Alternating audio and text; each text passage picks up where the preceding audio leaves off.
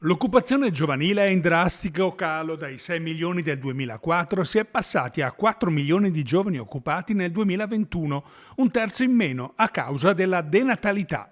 È il dato messo in luce dall'Osservatorio provinciale sull'economia e il lavoro proposto dalla Camera di Commercio di Vicenza per ragionare insieme sul da farsi in un tavolo di confronto tra politici locali e i principali rappresentanti delle categorie economiche.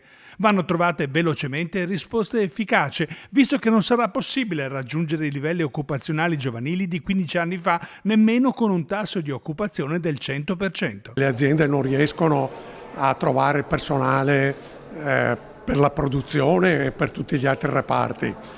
Direi ultimamente poi dal punto di vista poi dell'economia noi abbiamo il 65% che è metalmeccanico, per cui tutto sommato fino a giugno le rilevazioni sono abbastanza ottimistiche.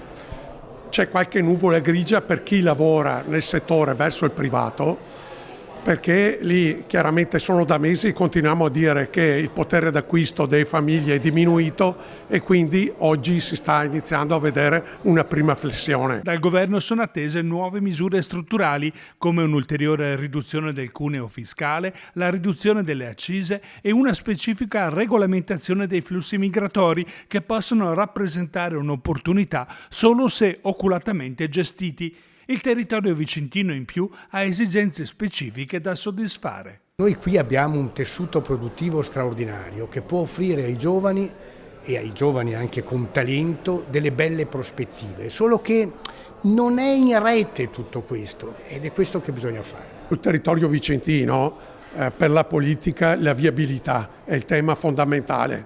Abbiamo sperimentato già per i primi lavori della TAV nell'asse Vicenza-Montecchio veramente una perdita di tempi incredibile.